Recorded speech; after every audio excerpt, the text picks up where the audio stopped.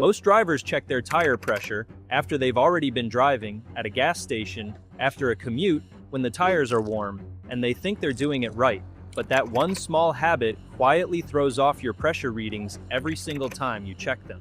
And that mistake, it's slowly costing you tire life, fuel efficiency, ride comfort, and steering control without you ever realizing it.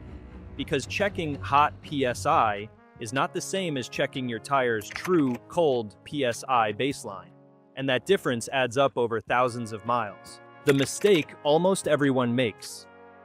Here's what happens every day. You drive 10, maybe 20 minutes, pull into a gas station, check the gauge, see a number, and start bleeding or adding air, thinking you're doing good maintenance. But that number you're reading, it's not your real tire pressure, it's artificially inflated by heat. Rolling friction, contact with pavement, heat transfer from the brakes and drivetrain.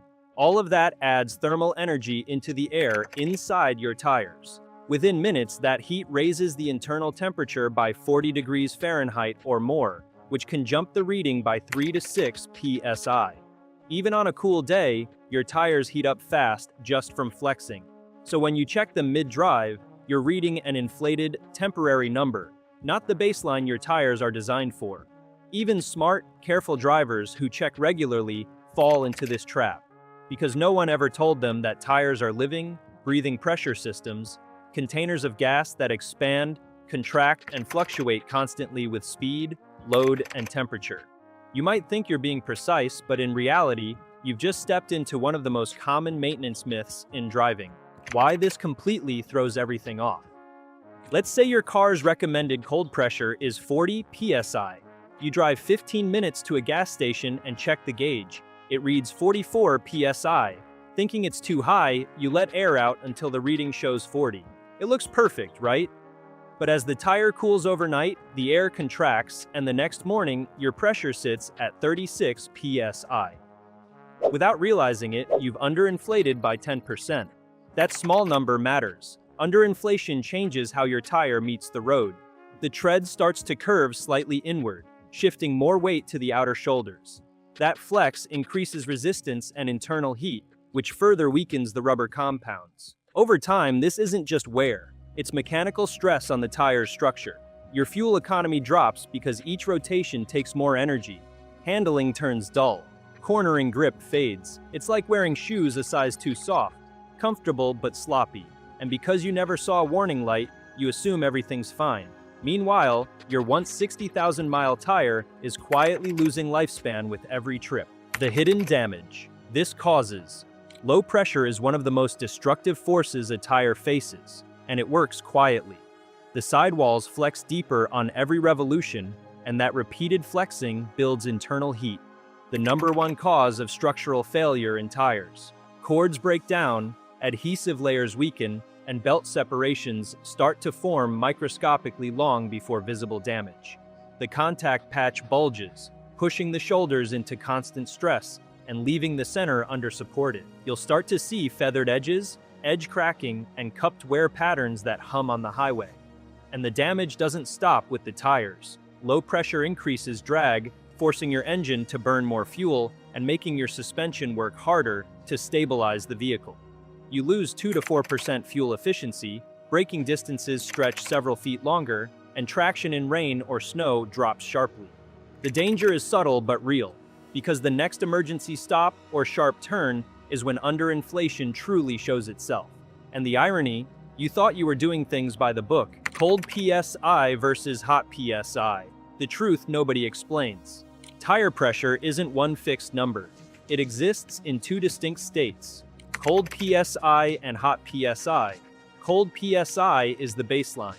It's the factory reference point engineers used when designing your tire and the vehicle's suspension. That reading, taken before the tire has built any heat, ensures your tire maintains its intended shape, contact patch, and sidewall tension under load. Hot PSI is everything that happens after you start moving. Friction between the tire and road, plus the constant flexing of the casing, turns mechanical energy into heat. As that heat raises air temperature inside, the air molecules move faster, expanding and increasing pressure. On short grocery runs, that pressure might rise by 3 pounds per square inch. On highway stints or towing, it can spike 7 pounds per square inch or more. This expansion is perfectly normal. It's the tire compensating for load and speed, but the big mistake is treating that temporary hot value as the correct one. Because when the tire cools later, that number will drop. And if you adjusted it while hot, your pressures will now be lower than intended when cold. It's a small error that scales up into early wear, odd handling, and wasted fuel. What cold actually means. Cold doesn't mean frozen, it means stabilized. A cold tire is one that hasn't been driven on for at least 3 hours, preferably overnight, so that its temperature equals the ambient air. That's when the reading matches the tire manufacturer's design intent. You can check first thing in the morning before driving or after the car's been parked for several hours in the shade. Avoid checking right after pulling into the driveway. Even a short drive can warm the carcass enough to raise PSI slightly. The reason this matters is that gases expand or contract more sharply with temperature than many drivers realize. Air behaves predictably according to the gas law. Roughly 1 PSI for every 10 degrees Fahrenheit swing in temperature. When you measure cold, you measure consistency. It's the only way to know how your tires truly compare with the specifications on that driver's door label. Without that consistency, you're making educated guesses, and physics doesn't reward guesses. Why this mistake is so common. Most people aren't careless, they're misinformed. The idea of pressure is pressure seems logical, especially when your gauge gives a number instantly. But pressure is dynamic, not static. Temperature, altitude, and even sunlight exposure on one side of your car can change it slightly. Engineers design vehicles with this in mind. That's why every recommended PSI you see in your manual or door placard is a cold PSI measurement. It's based on extensive testing that factors in the tire's expansion curve under heat. The misconception comes from convenience. Checking at the pump feels efficient. You're there, the air hose is available, so why not do it then? The problem is, your tires are hot from that drive.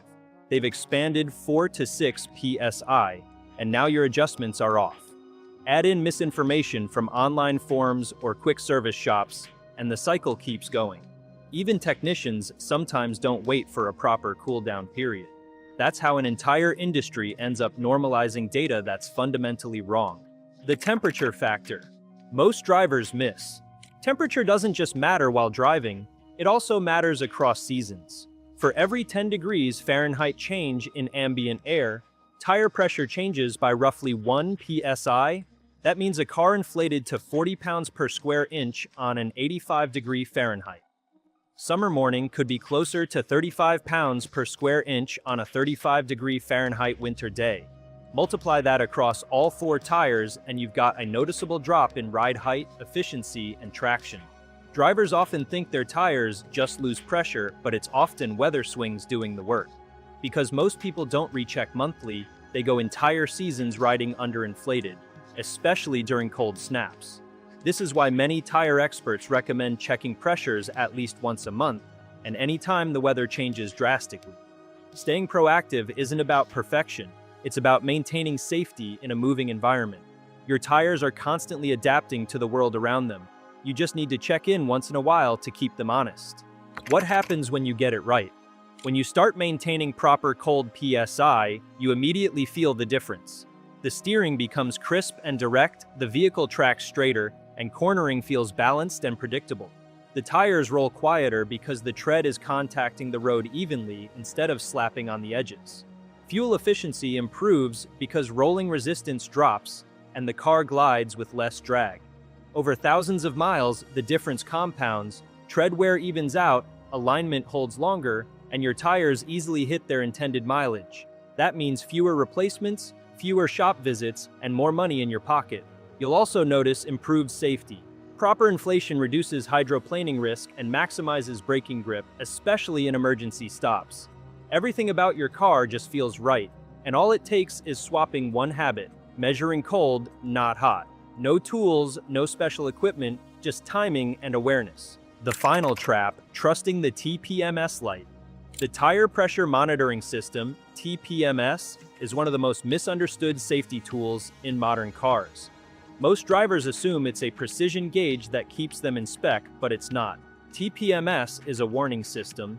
It's built to alert you when things are already bad. By design, most systems won't trigger until your tire is 20 to 25% below its target pressure. If your recommended PSI is 40, that light won't turn on until you're around 30. PSI may be lower. By that point, your tires are already running unsafe, your fuel economy is down, and your tread wear is uneven. Think of it like a smoke detector. It doesn't tell you the oven's getting warm, it tells you the kitchen's already on fire. Relying on that light for maintenance means you're always reacting to problems instead of preventing them. The smarter move is to treat TPMS as a backup, a last line of defense, not your main gauge. Use a quality handheld gauge once a month, check cold pressures, and you'll never need to see that warning light again. Here's how you fix this for good. Always check tire pressure, cold. First thing in the morning before driving, never bleed or add air based on a hot reading. Accept that pressure naturally rises after driving. That increase is normal. Recheck and adjust pressure when the seasons shift or temperatures swing 20 degrees Fahrenheit plus. Treat the TPMS light as a warning only, not a regular gauge. Follow those 5 habits and you'll eliminate one of the biggest, most overlooked causes of premature tire wear, wasted fuel, and vague handling. Most drivers don't destroy their tires out of carelessness. They do it by following advice that feels right but isn't. Checking tire pressure after driving is one of those looks correct, feels correct habits that slowly costs you money and control. The timing of when you check the pressure can literally be the difference between a 60,000-mile tire and one that's done by 30. Next time you grab a gauge, think precision, not convenience. Because your tires don't care when you have time, they care when they're accurate. And if you want more real-world car advice that actually saves you money, the kind most drivers never hear until it's too late, subscribe to CarSplainer. Because driving smart almost always comes down to what you know before something goes wrong.